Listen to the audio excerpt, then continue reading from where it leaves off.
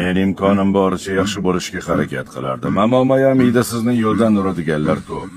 Biroz dam ol. Rahmat ota. Mayami jaziramasi juda qattiq. G'aroyib manzara.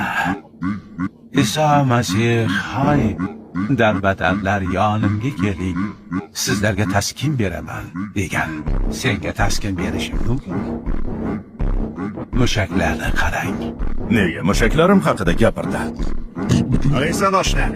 Kelganing uchun rahmat. Aytganlaringni ko'p o'yla.